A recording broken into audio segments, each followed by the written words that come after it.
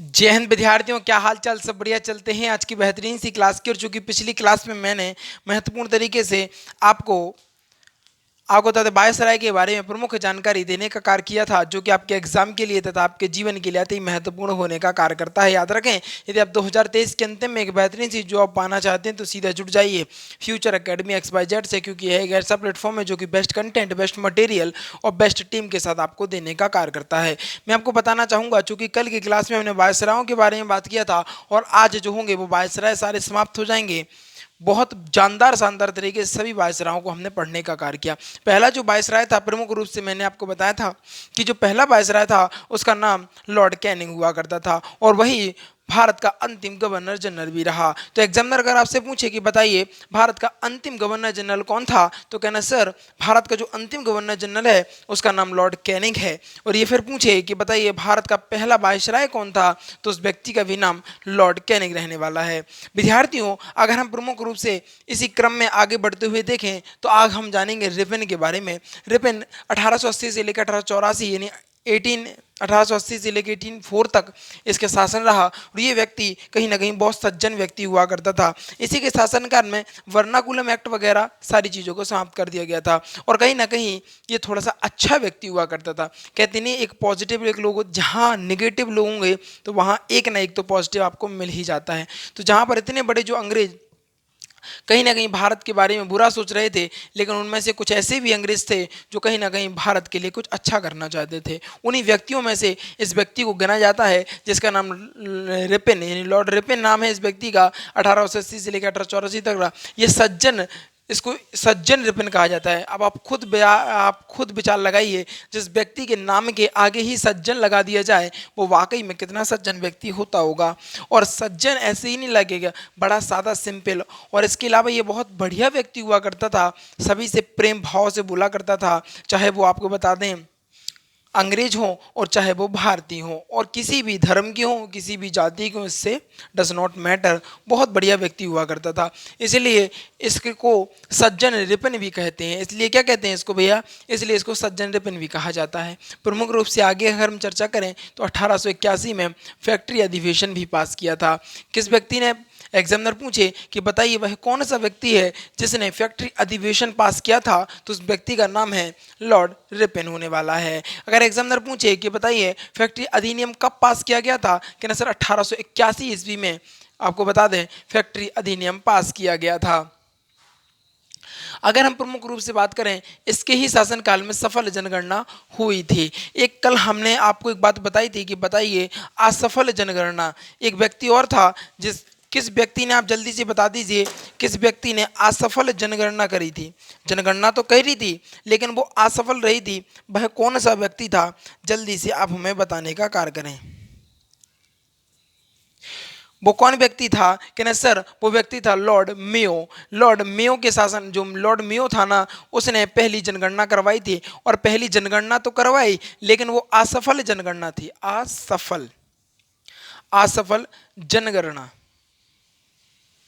असफल जनगणना कराने का कार्य लॉर्ड मेयो ने करने का कार्य किया। किस व्यक्ति ने? कहना सर लॉर्ड मेयो ने करने का कार्य किया, लेकिन ये असफल जनगणना थी। एग्जामिनर यहाँ पे भी क्वेश्चन पूछेगा कि बताइए पहली असफल जनगणना किसके शासनकाल में, तो कहना लॉर्ड मेयो के शासनकाल में। और अगर पूछे एग्जामिनर कि बताइए सफल जनगणना किसके शासनकाल में, तो लॉर्ड रिपन के शासनकाल में। ये थी जानदार शानदार क्वेश्चन घुमाएंगे, यहीं से एग्जामिनर क्वेश्चन घुमाएगा, लेकिन आपको कहीं ना कहीं अगर आपने डिटेल से पढ़ रखा है तो आप इन सारी चीज़ों को कैच करके आगे निकलने का कार्य कर रहे होंगे।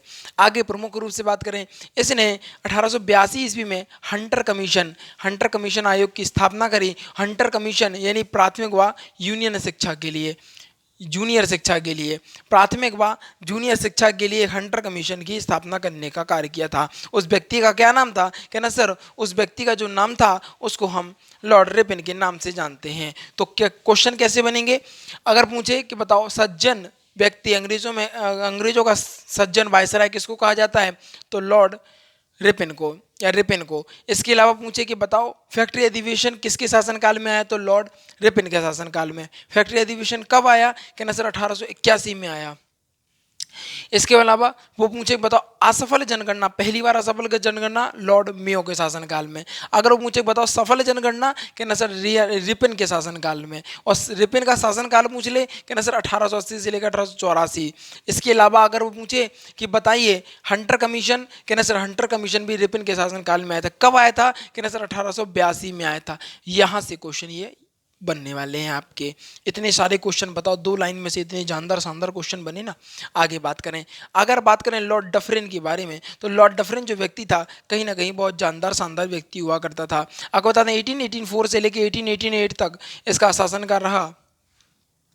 1884 से लेके 1888 तक इसका शासनकाल रहा। 1884 में भारतीय संघ की नाम की एक पार्टी बनाई। चूंकि यह पार्टी अंग्रेजों ने अपने मतलब के लिए बनाई थी। जब 1857 की क्रांति हुई तो उन्होंने कहा कि यहाँ पर नेतृत्व की कमी है, कहीं ना कहीं एक पार्टी बना दे रहे हैं जिससे कहने को तो रहेगी कि ये भैया भारतीयों की पार्टी है और चलेगी हमारे इशारों पर। लेकिन ये दाव रहा ना अंग्रेजों के विपरीत। आप खुद विचार लगाइए, अंग्रेज अपने प्रति या अपने विरोधी के प्रति कैसे कोई पार्टी को खड़ा होने देते।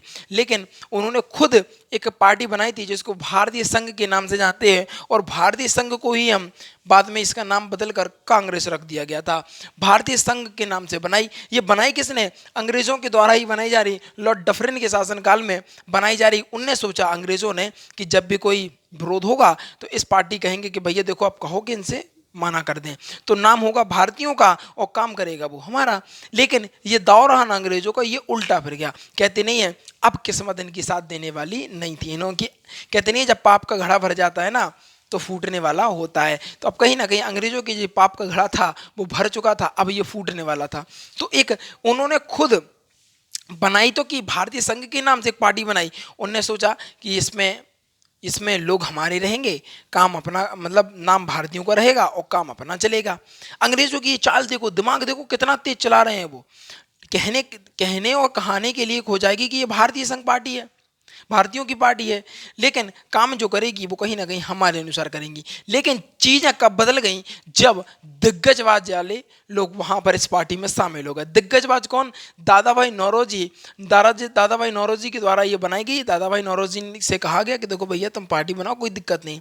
बना ली, पार्टी बन गई। दादा भाई नौरोजी ने अकेले ये पार्टी नहीं, बहुत सारी पार्टियां बनाई, लेकिन वो अंग्रेजों ने खत्म कर दी। ये अंग्रेज का ही सहयोग रहा। उन्होंने कहा कि देखो भैया नाम रहेगा भारतीयों का और काम करेगा हमारा, तो इसलिए इस पार्टी को बन जान दो। तो भारतीय संघ के नाम से एक पार्टी बनाई जो कि दादा भाई नौरोजी द्वारा बनाई गई है। इसको 28 दिसंबर 1885 में 28 दिसंबर 1885 में कांग्रेस की स्थापना कर दी गई। किसके द्वारा? ए होम के द्वारा बॉम्बे में इसकी स्थापना कर दी गई।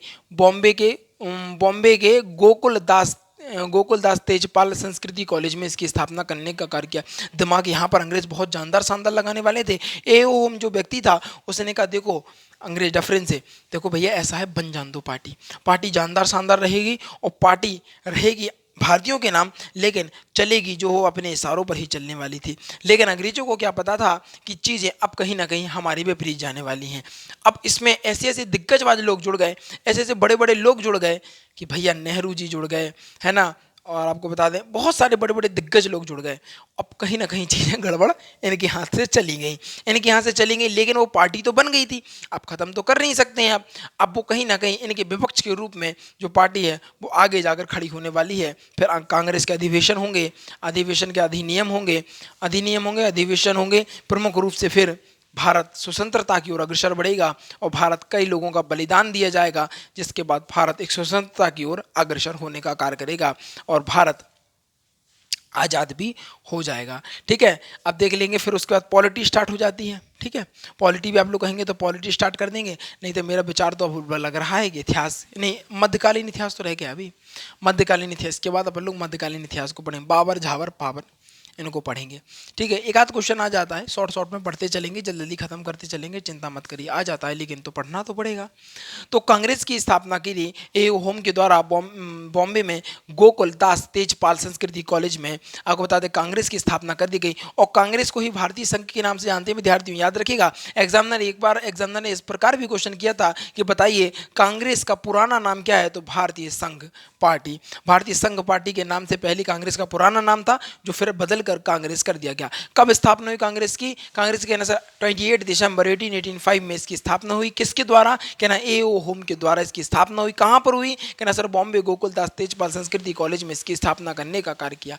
ए.ओ. होम जो थे, ए.ओ. होम को हर्मिट ऑफ शिमला कहा जाता था। एग्जाम में बहुत ज्यादा पूछता है ये क्वेश्चन कि बताइए हर्मिट ऑफ शिमला किसको कहा जाता है, तो आपको पता होना चाहिए कि hermit of Shimla A.O.. Home को कहा जाता है। किसको? ए.ओ. होम को कहा जाता है। भारतीय संघ का नाम बदलकर, याद रखिएगा, भारतीय संघ का नाम बदलकर ही कांग्रेस रखा गया था। ये बात मैंने लिख भी दी जिससे कि आपको कोई भी कष्ट उत्पन्न ना हो आपके जीवन में भी और एग्जाम में भी, क्योंकि अब जब आप रिवीजन करेंगे ना तो आप भूल ना जाएं।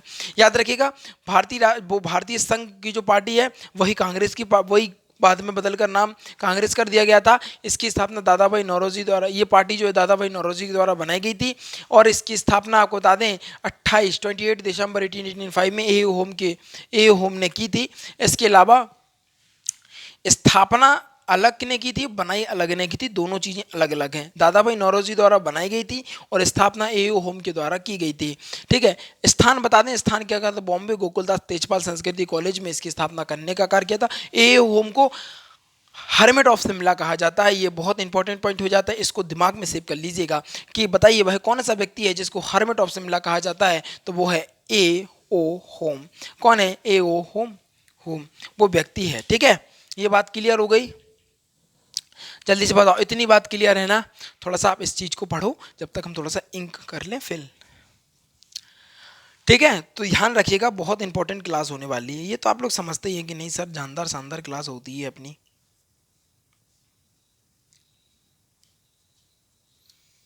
चलिए स्टार्ट करते हैं, चलें आगे चलें। अगर हम बात करें तो भारतीय संघ का नाम बदलकर ही क्या कर दिया गया था? कांग्रेस रख दिया गया था। लेकिन याद रखिएगा, ये अंग्रेजों ने अपनी भलाई के लिए बनाई थी, लेकिन जब इसमें बड़े बड़े दिग्गजवाद जो नेता जुड़ गए तो कहीं ना कहीं यही अंग्रेज के लिए फांसी का फंदा बन गई ये पार्टी जो थी। ठीक है, आगे बात करें। ए.ओ. होम ने कहा कि इस पार्टी के अंदर भारतीय व्यक्ति होंगे। कौन से भारतीय व्यक्ति? ए.ओ. होम ने कहा कि इसके अंदर भारतीय व्यक्ति होंगे, लेकिन वो व्यक्ति होंगे, ये अंदर की बात है, ये अंदर की बात है भैया, ये अंग्रेजों के अंदर की बात है। वो व्यक्ति होंगे जो अंग्रेजों की कठपुतली बनने को तैयार रहेंगे। लेकिन भाई साहब, वे भारतीय लोग इस पार्टी में शामिल हो गए जो कि अंग्रेजों की गुलामी को कतई स्वीकार नहीं कर सकते थे। एक बड़े दिग्गजवाद जो नेता थे वो कहीं ना कहीं कांग्रेस में शामिल होने वाले थे, और फिर कांग्रेस के ही द्वारा यही कांग्रेस एक रस्सी बनेगी जो आपको बता दें अंग्रेजों के लिए फांसी का कार्य करने वाली होगी। ठीक है, इसके बाद आगे बात करेंगे। वेंडरबर्ग ए.ओ. होम की जीवनी लिखी है। वेंडरबर्ग ने ए.ओ. होम की जीवनी, अभी एग्जाम में ये भी क्वेश्चन पूछा था, ए.ओ. होम की जीवनी किसने लिखी है? तो आपको पता होना चाहिए ए.ओ. होम की जो जीवनी है वो वेंडरबर्ग ने लिखने का कार्य किया था इसको। ठीक है, और सेफ्टी वाल्व की व्याख्या की है। सेफ्टी वाल्व की व्याख्या भी की है इस व्यक्ति ने, वेल्डरबर्ग ने। ठीक है, इस बात को समझ लीजिएगा। आप कहना सर यहाँ से क्वेश्चन कैसे आएंगे, तो समझ लीजिएगा। लॉर्ड डफरिन की जो शासनकाल में हुई चीजें, तो लॉर्ड डफरिन का जो शासनकाल रहा 1884 से लेकर 1888 तक रहा। 1884 में भारतीय संघ के नाम से एक पार्टी बनाई गई, किसके द्वारा? दादा भाई नौरोजी के द्वारा। ये बनाई गई 1884 में, किसके द्वारा? दादा भाई नौरोजी के द्वारा। किस नाम पर? भारतीय संघ पार्टी के नाम पे बनाई गई। और इसकी स्थापना जो भारत में, आपको बता दें 28 दिसंबर 1885 में कांग्रेस की स्थापना कर दी गई, और कांग्रेस को ही भारतीय संघ के नाम से जानते हैं। ए.ओ. होम ने इसकी स्थापना करने का कार्य किया। एग्जामिनर यहाँ पर पूछे कि बताइए कांग्रेस पार्टी की स्थापना किस जगह पर हुई थी? कहना सर बॉम्बे गोकुलदास तेजपाल संस्कृति कॉलेज में इसकी स्थापना करने का कार्य किया गया था। एग्जामिनर यहाँ से एक क्वेश्चन पूछे कि बताइए हर्मिट ऑफ शिमला किसको कहा जाता है? तो कहना सर ए.ओ. होम को हर्मिट ऑफ शिमला कहा जाता है। या फिर ये पूछ लें कि बताइए ए होम ने भारतीय संघ पार्टी के बारे में क्या कहा था? तो आपको पता होना चाहिए कि इस पार्टी के अंदर जो व्यक्ति होंगे वो भारतीय व्यक्ति होने वाले होंगे। ये किसने कहा था? कहना सर ए होम ने कहा था। इसके अलावा ए होम की जीवनी किसके द्वारा? वेंडरबर्ग के द्वारा लिखी गई है। ये थी, आपको बता दें, प्रमुख चर्चाएं वायसरायों के बारे में। अब आपको बता दें कि पहली बार कांग्रेस में प्रथम हिंदू अध्यक्ष कौन था? कहना सर प्रथम अध्यक्ष V.D. बनर्जी। ठीक है। इसके अलावा कांग्रेस का प्रथम पारसी अध्यक्ष कौन था? ये हिंदू अध्यक्ष था, ये पारसी अध्यक्ष है। कौन थे? दादा भाई नौरोजी। इसके अलावा फिर कांग्रेस का प्रथम मुस्लिम अध्यक्ष कौन था? तो थे वरुद्दीन तैयब। इसके अलावा कांग्रेस का प्रथम अंग्रेजी अध्यक्ष, अंग्रेज अध्यक्ष कौन था? जॉर्ज जॉर्ज आपको बता दें कौन था? बस यही तो है आप लोगों के अंदर, जॉर्ज यूल। ठीक है, यूल या बना है बेटा, ये चा नहीं बना है, नहीं तो आप लोग चा समझ लें, या बना है या यूल। ठीक है। इसके अलावा कांग्रेस की प्रथम महिला अध्यक्ष एनी बेसेंट। और पूछे प्रथम भारतीय महिला, वो पूछे, अगर पूछे ना प्रथम महिला अध्यक्ष तो एनी बेसेंट लगाना है, और वो पूछे कि बताओ प्रथम भारतीय महिला अध्यक्ष कौन थी, तो उनका नाम था सरोजिनी नायडू। अब बताइए, इतने बड़े बड़े दिग्गजवाद जो नेता थे वो इस पार्टी में शामिल हो जाएंगे, तो कहाँ ये अंग्रेजों की रहने वाली थी? अब तो ये पूर्णतः भारतीयों की हो जाएगी। ठीक है, याद रखिएगा इस बात को। तो एग्जाम में बहुत ज्यादा पूछा जाता है कि बताइए कांग्रेस का प्रथम हिंदू अध्यक्ष, कहना सर बी डी बनर्जी। अगर पूछे एग्जामिनर के बताओ कांग्रेस का प्रथम पारसी अध्यक्ष, कहना सर दादा भाई नौरोजी। एग्जामिनर अगर पूछे कांग्रेस का प्रथम मुस्लिम अध्यक्ष, कहना सर बरुद्दीन तैयब। अगर एग्जामिनर पूछे कांग्रेस का प्रथम अंग्रेज अध्यक्ष, कहना जॉर्ज यूल। अगर एग्जामिनर पूछे कि बताए अंग्रेज का प्रथम भारतीय महिला, अगर भारतीय महिला पूछे तो सरोजिनी नायडू। वो पूछे प्रथम महिला अकेला पूछे तो एनी बेसेंट को टिक करना है। फिर यहाँ पर देख लेंगे पहली बार वंदे मातरम किसने गाया था, वो आपको बता दें कहाँ गाया था, तो बताएं देखो 1896 में, 1896 में कोलकाता में रहीमतुल्लाह द्वारा यह आपको बता दें गाया गया था। इसके अलावा बात करें पहली बार जनगण मण किसके द्वारा गाया गया था? 1911 में गाया था कलकत्ता में नारायण गौरव। ये थी आज की क्लास, जो कि प्रयास था पूर्ण तरीके से आपको जानदार शानदार तरीके से चीज़ों को समझा सकें। जिस प्रकार शरीर के लिए आत्मा जरूरी है, उसी प्रकार पढ़ाई के लिए रिवीजन ज़रूरी है। तो चलते हैं जानदार से शानदार से रिवीजन की ओर। अगर हम बात करें वायसराय में, तो रिपन की बात करें 1880 से लेकर 84 तक इसका कार्यकाल रहा। इसको सज्जन सज्जन रिपन कहते हैं। इसने 1881 में फैक्ट्री अधिनियम पास किया। इसने इसके ही शासनकाल में सफल जनगणना भी हुई थी। इसके अलावा इसने 1882 में हंटर कमीशन आपको बता दें प्रमुख रूप से प्राथमिक व जूनियर शिक्षा भी आरंभ की थी। फिर बात करेंगे लॉर्ड डफरिन के बारे में। 1884 से लेकर 1880 तक इसका शासनकाल रहा। 1884 में भारतीय संघ नाम से एक पार्टी बनाई गई, जो कि दादा भाई नौरोजी ने बनाई। इसके अलावा 28 दिसंबर 1885 में कांग्रेस की स्थापना की ए होम के द्वारा। आपको बता दें कहाँ पर, कहना सर गोकुल दास तेजपाल संस्कृति कॉलेज में। ए होम को हर्मिट ऑफ शिमला कहा जाता है। भारतीय संघ का नाम बदलकर कांग्रेस रखा गया। ए होम ने कहा था इस पार्टी के अंदर भारतीय लोग ही रहेंगे। इसके अलावा वेंडर वर्ग ने ए होम की जीवनी लिखी। कांग्रेस का प्रथम हिंदू अध्यक्ष बी डी बनर्जी था। आपको बता दें कांग्रेस का प्रथम पारसी अध्यक्ष दादा भाई नौरोजी। कांग्रेस के प्रथम मुस्लिम अध्यक्ष कहना सर वरुद्दीन तैयब। कांग्रेस के प्रथम अंग्रेज अध्यक्ष कहना सर जॉर्ज यूल। और अगर पूछे कांग्रेस का प्रथम महिला अध्यक्ष कहना सर एनी बेसेंट। और पूछे भारतीय महिला अध्यक्ष कहना सर सरोजिनी नायडू। पहली बार जनगण मन कब गाया गया था? 1890 से 1896 में कोलकाता में। पहली बार जनगण मन कहाँ गाया था? 1911 में कलकत्ता में। ये कोलकाता ही कलकत्ता। ये थी आज की चीज़ें भैया। बहुत जानदार शानदार तरीके से आपको पढ़ाने का प्रयास था कि जानदार शानदार तरीके से आपके दिमाग में छप जाए और कोई भी चीज़ किसी भी प्रकार का डाउट ना रहे। ठीक है, ये थी आज की क्लास। अब बड़े बढ़िया तरीके से समझ में आ गया है ना? चिंता मत करिए, बस रेगुलरिटी मेंटेन रखिए। जानदार शानदार तरीके से इतिहास का तो आपको बेताज बादशाह बना दिया जाएगा। ठीक, तो भैया इन्हीं चंद शब्दों के साथ विदा लेना चाहूँगा। अब तो जो विद्यार्थी नए हैं ना हमारे, जल्दी से वीडियो को लाइक कर लें, चैनल को सब्सक्राइब कर लें और शेयर करके आएँ अपने यार दोस्तों और चाहने वालों के साथ, क्योंकि आज की जो वीडियो थी कहीं ना कहीं बेहतरीन गजब और लाजवाब होने का कार्य कर रही थी। इन्हीं चंद शब्दों के साथ बस विदा लेना चाहूँगा। जीवन में आनंदित रहिएगा और आगे बढ़ते रहिएगा। Thanks for watching. जय हिंद, जय भारत। स्क्रीनशॉट लेना है तो ले सकते हैं आप लोग।